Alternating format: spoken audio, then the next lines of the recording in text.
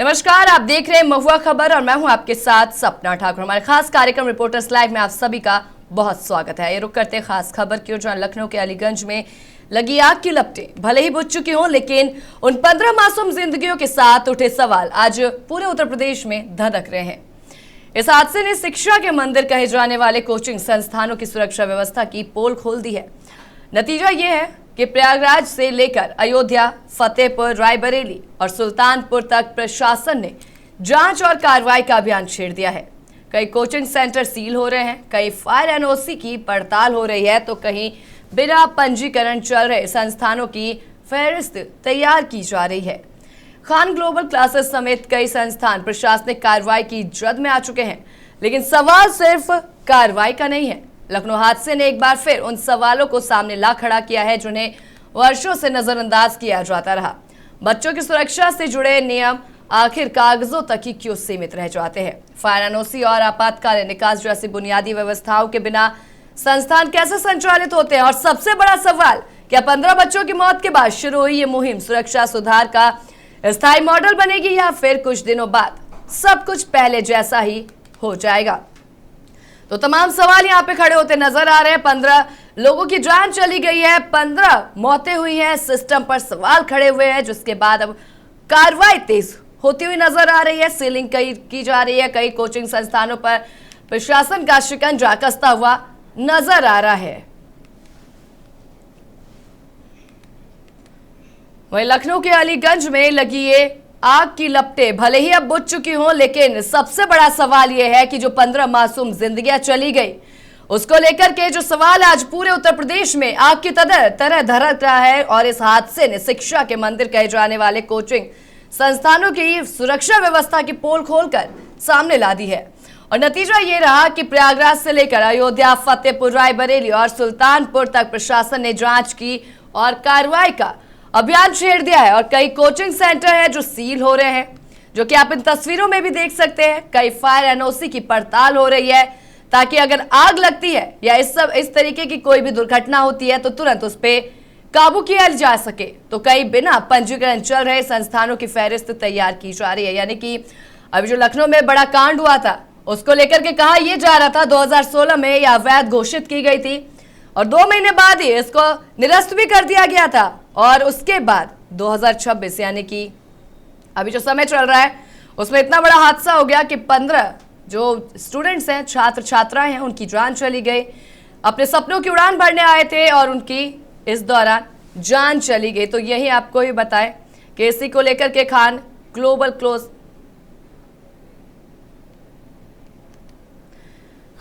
Classes समेत कई संस्थान प्रशासनिक कार्रवाई की जद में आ चुके हैं, लेकिन सवाल सिर्फ कार्रवाई का नहीं। लखनऊ हादसे ने एक बार फिर से उन सवाल को सामने खड़ा कर दिया है जिन्हें वर्षों से नजरअंदाज किया जा रहा है।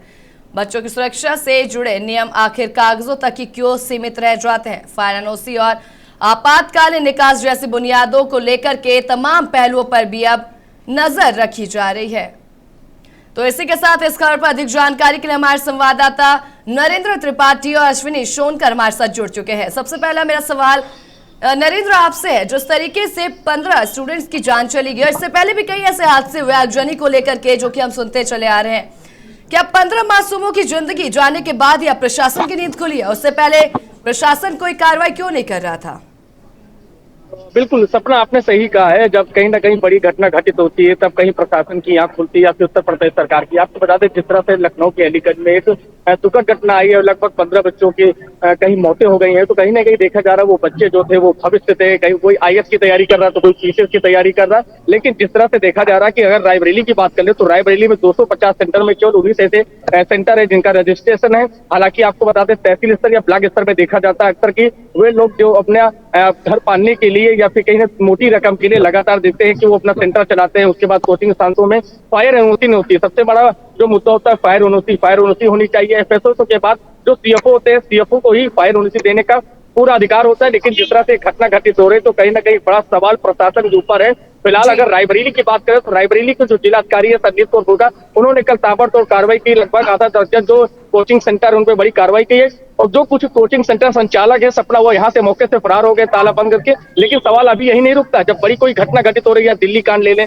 या फिर लखनऊ में जिस तरह से बहुत बड़ी घटना हुई है, दुखद घटना हुई है, उस पर कहीं उत्तर प्रदेश के जो मुख्यमंत्री हैं या फिर डिप्टी सीएम ब्रजेश पाठक है, लगातार वो भी एक्शन में ले रहे हैं। हालांकि डिप्टी सीएम का सपना कल बयान भी आया, साफ तौर पर उन्होंने कहा कि जो पिछली मौजूदा सरकार थी अखिलेश यादव की, उनकी ही सरकार में इस बिल्डिंग को बनाया गया था, उनकी ही सरकार में इस बिल्डिंग को सील किया गया था, अब उनकी ही सरकार में इस बिल्डिंग को खोला गया है। तो यहाँ राजनीति का मुद्दा नहीं, यहाँ मुद्दा है लापरवाही किसकी है, जी। इतनी बड़ी लापरवाही तो कैसे आई। और दूसरा मुद्दा ये निकल के आता सपना, जो आरडीए यानी विकास प्राधिकरण होता है या फिर महानगरों में आरडीए की बात कर ले, लगातार देखा जाता है इमारतें बना दी जाती है, फायर एनओसी नहीं होती है, एग्जिट डोर नहीं होते हैं। अगर मान लो कि अचानक कहीं भागने की जरूरत पड़ जाए, जो घायल है, जो वहां से निकले हुए हैं, वो अपना दर्द बता रहे हैं अस्पतालों में कि अगर ऊपर का दरवाजा खुला होता तो शायद आज हमारे यार, जो हमारे दोस्त मित्र हैं, वो बच जाते। लेकिन आरडीए विभाग को इस ओर भी ध्यान देनी चाहिए, क्योंकि रायबरेली में तो लगातार सपना इस तरह बिल्डिंगें बनती जा रही हैं कि पैर रखने की जगह नहीं है, एग्जिट डोर नहीं है, उसके बाद फायर एनओसी नहीं है। हर जगह अस्पतालों में, रेस्टोरेंट में लगातार देखने को मिल रहा है कि आखिरकार फायर विभाग क्यों नहीं जाग रहा, या फिर फायर विभाग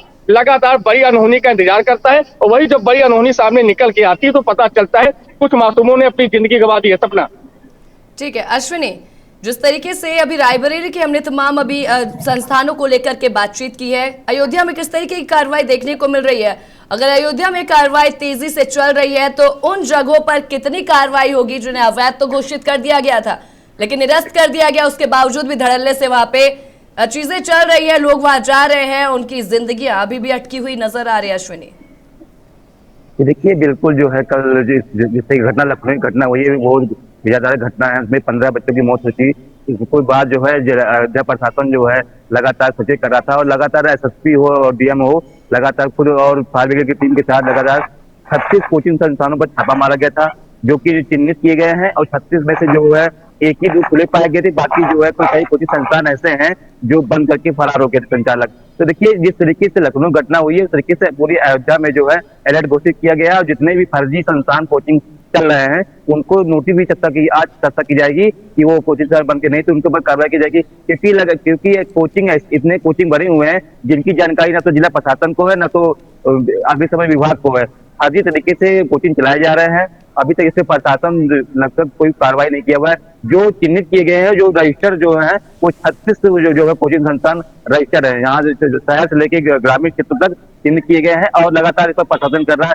और कल मेरी बात उनसे हुई थी जिलाधिकारी से, तो उन्होंने कहा था कि जो है एक अभियान जो है लगातार चलेगा, क्योंकि मुख्यमंत्री योगी आदित्यनाथ का आदेश है कि जो फर्जी तरीके से कोचिंग संस्थान चल रहे हैं उनके ऊपर कार्रवाई करी जाए। क्योंकि जिस तरीके से 15 बच्चे अपनी जिंदगी खो दिए, वो पढ़ने आए थे, उनके माँ बाप ये सोच रहे थे कि आगे बच्ची बढ़कर हमारा नाम रोशन करेगी, वो बच्चे जिंदा जल गए। तो कहीं ना कहीं इस पूरी घटना को देखते हुए पूरे उत्तर प्रदेश में जो है रोष व्यक्त है और पब्लिक यही मांग कर रही है कि फर्जी तरीके जो कोचिंग संस्थान है उनको बंद कराया जाए। जी सपना।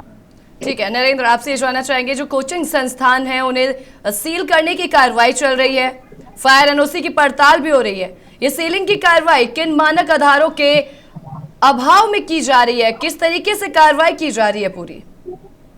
बिल्कुल सपना, अगर मानक की बात कर लें तो जो रायबरेली के मानक हैं या फिर जो कोचिंग संस्थान है, जो बिल्डिंगें हैं, उनकी हम मानक की बात कर ले तो सबसे बड़ा जो अहम रोल निकल के आता है वो विकास प्राधिकरण का होता है। विकास प्राधिकरण बिल्डिंग बनाता है, बेसमेंट भी बनाता है और बेसमेंट में सबसे पहले कह दिया गया कि बेसमेंट किसी प्रकार का व्यापार नहीं होगा या फिर किसी प्रकार की ऐसी कोई कोचिंग या संस्थान यहाँ पे नहीं खोले जाएंगे। अगर मानकों की बात की जाए तो मानकों को ताक पर रख के रायबरेली का विकास प्राधिकरण लगातार इमारतें बनाता जा रहा है और उस पर किसी प्रकार की कार्रवाई नहीं हो रही। कार्रवाई क्यों नहीं होगी, उसका एक बड़ा कारण होता है कि मोटी रकम देख के कहीं ना कहीं पूरे मामले को रफा कर दिया जाता है। रायबरेली की कुछ ऐसी बिल्डिंगें हैं जहाँ पे इससे पहले भी अग्निकांड हो चुका है, कई ऐसी बिल्डिंगें जो ढरढरा भबरा के गिर भी पड़ी है, लेकिन अभी भी रायबरेली का विकास प्राधिकरण मौन बना हुआ है। लखनऊ के जब अलीगढ़ में कांड हुआ तो उत्तर प्रदेश के जो यशस्वी मुख्यमंत्री तत्काल उन्होंने जो विकास प्राधिकरण है उनके ऊपर उन्होंने कार्रवाई करते उन्हें सस्पेंड कर दिया, वहीं एफएसओ को भी सस्पेंड कर दिया। उसमें एफएसओ का एक जो लेटर आता है सपना, उसमें साफ तौर पर वो कह रहे हैं कि इसमें मेरी गलती नहीं है, सीएफओ के ऊपर आप कार्रवाई करिए। छोटे कर्मचारियों को कहीं ना कहीं बलि का बकरा बनाया गया है और सीएफओ के पास ही पूरे चार्ज होते हैं एनओसी देने के साथ साथ फायर एग्जिट डोर भी चेक करना कि हाँ कितने डोर हैं। अगर कोई मान लो कोई लॉन या उसके बाद कोई इमारत बनाई जा रही है या फिर कोई होटल या रेस्टोरेंट बनाया जा रहा है, उसमें सबसे बड़े देखा जाता है कि उसमें कोई एग्जिट डोर है कि बाहर निकल, मान लो कल की कोई घटना हो जाए वहां से हम भाग सकते हैं कि नहीं भाग सकते हैं। लेकिन सपना ये लखनऊ कांड कहीं ना कहीं काफी दुखद घटना हुई है। कई 15 बच्चे अपनी जान गंवा दिए जो आईएएस या पीसीएस की तैयारी कर रहे थे। घर का चिराग थे, किसी का भाई था, किसी की बहन थी। ये घटना के बाद अब भी अगर उत्तर प्रदेश सरकार या समस्त जिलों के प्रशासन न जागे तो सपना आगे भी चल के ये घटना घटित हो सकती है, क्योंकि घटनाएं रुकने वाली नहीं है। जब कोई घटना होती है तब सरकार जागती है, तब सरकार एक्शन लेती है, नहीं तो इसके बाद आप लगातार कोचिंग चलाइए। फिलहाल तो देखा जाता है घटना किस तरह से तो तरह तहसील स्तर गाँव उस तरह में इस तरह से बिल्डिंगें चल रही है, इस तरह से वहाँ बिल्डिंगें बनी है मानक के विपरीत, लेकिन वहाँ पे लगातार कोई कार्रवाई करने वाला नहीं है। केवल वहां पे खाना पूर्ति होती है। और सबसे बड़ी बात है कि बेसमेंट में जो गांव एरिया है वहां बेसमेंट में कोचिंग संस्थान चलने। कल भी हम गए थे एक लाइब्रेरी में, उनके पास अपना एनओसी नहीं है, फायर एनओसी नहीं है। उसके बाद वो क्या कहते हैं कि मैं एनओसी बनवा लूंगा। अरे जब कोई कांड हो जाएगा, कोई घटना घटित हो जाएगी, तब जाके आप एनओसी बनाओगे, तब जाके आप जवाब दे पाओगे। सपना ठीक है अश्विनी, आपसे ये भी जानना चाहेंगे, जिस तरीके से अभी रायबरेली की तमाम हमने बातें समझी हैं, रायबरेली की स्थिति के बारे में हमने जानकारी ली है, क्या अयोध्या में किसी कोचिंग सेंटर को लेकर भी क्या ऐसी जानकारी मिली है कि जिस तरीके से लखनऊ में जो केस देखा गया, पहले अवैध इसे बताया गया, उसके बाद 2 महीने बाद निरस्त कर दिया गया, उसके बाद ये कोचिंग सेंटर चलता रहा, इसे बढ़ाया भी जा रहा था, तो क्या इस तरीके की कोई जानकारी मिली किसी कोचिंग संस्थान या किसी और अन्य संस्थान को लेकर के? अश्विनी ये देखिए बिल्कुल सपना, जिस तरीके से घटना घटी है लखनऊ की, वो घटना को देखते हुए अयोध्या में ऐसे कई होटल बनाए गए हैं जो मानक के विपरीत है, कई कोचिंग ऐसे चल रहे हैं जो मानक के विपरीत है, और इस पर जिला प्रशासन हो, चाहे अग्निशमन विभाग हो, चाहे विकास प्राधिकरण। अयोध्या एक संवेदनशील इलाका, जब से राम मंदिर का निर्माण हुआ, जब से मैं सपना में आपको बता दूं, लगातार अयोध्या में होम स्टे हो, होटल हो, अवैध तरीके से बनाए जा रहे हैं। और होटल तो इतने बन गए हैं, कोचिंग इतने खुले हुए हैं कि जिला प्रशासन को भापना भी उनको होगा कि कैसे इसको भापेंगे, क्योंकि जब घटना घटती तब तक एक्शन में अयोध्या पुलिस और यूपी पुलिस आती है, कार्रवाई करती है। कुछ दिन के बाद वो वही हो जाता है कि भाग्य पत्ते तीन, किसी से कोई मतलब द्वारा घटना करती है, फिर पता जागता है। तो कहीं ना कहीं देखिए लापरवाही तो होती है, जिला प्रशासन हो चाहे डीएम और एसपी हो, इस पर कार्रवाई करते नहीं है। जब कोई घटना घटती है तो उस पर अपने बात करके टाल लेते हैं और उस पर लगातार, क्योंकि जिस तरीके से घटना दिल्ली में घटना हुई थी, उसके बाद जिला प्रशासन ने जो है अवैध होटलों और जगहों पर छापेमारी की थी। उसके बाद अगर चेक किया जाए रियलिटी चेक में, तो पूरी अयोध्या में जो जितने होटल बनाए गए कहीं पर एनओसी किसी के पास नहीं है।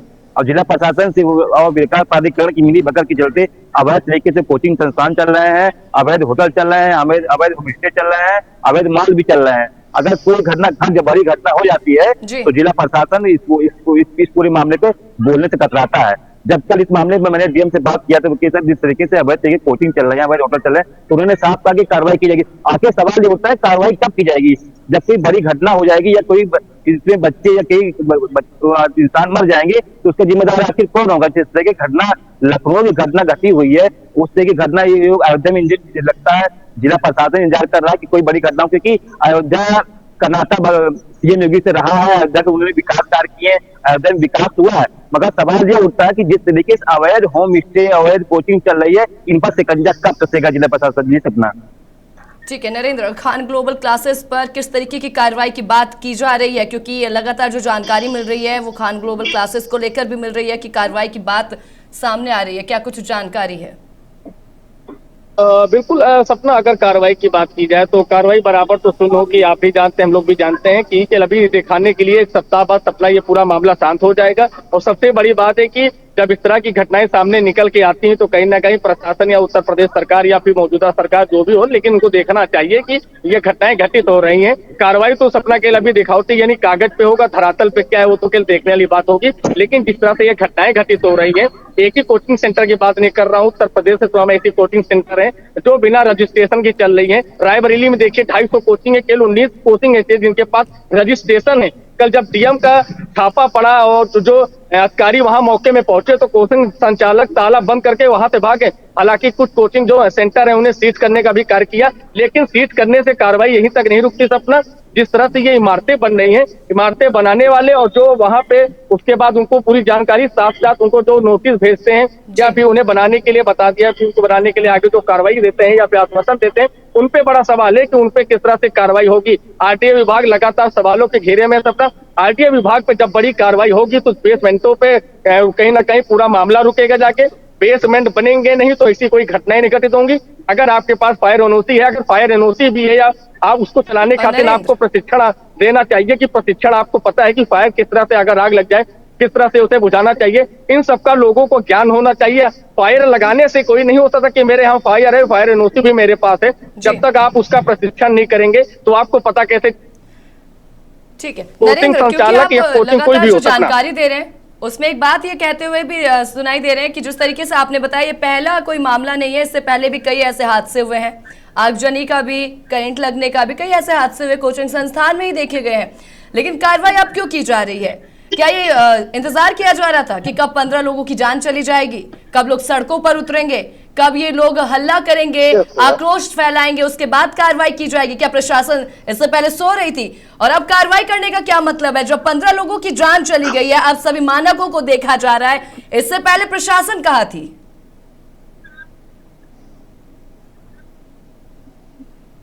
नरेंद्र, आपको आवाज मिल पा रही है? बिल्कुल बिल्कुल सपना, आपने सही कहा है कि साफ तौर पे देखा गया जब कोई घटना घटित होती है। सपना, दिल्ली वाला कांड देख लीजिए, लगभग 15 लोगों की मौत हुई थी, जिसमें बताया जा रहा कि 6 विदेशी नागरिक थे और 15 अपने भारतीय थे। कहीं ना कहीं वो सभी अस्पताल में अपने परिजनों से मिलने आए थे। लखनऊ का कांड देख लीजिए, इतना दुखद ये घटना है। जब ये कोई घटनाएं घटित हो जाती है तब सरकार जाती है, तब वहां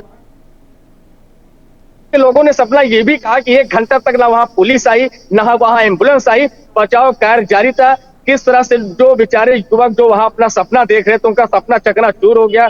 वो किस तरह से वहां से लटक के गिर रहे हैं। एक बच्ची वो जो 20 साल की, बताइए किस तरह से गिरी, उसके पूरे शरीर में चोटे चोटे, जो अस्पताल में वो अपना दुख बयां कर रहे हैं। वहां की पब्लिक सफा बता रही कि घंटों घंटों बीत जाने के बाद ना फायर की कोई गाड़ी आई, ना एम्बुलेंस वहां पे आई, ना पुलिस प्रशासन वहां पे आया।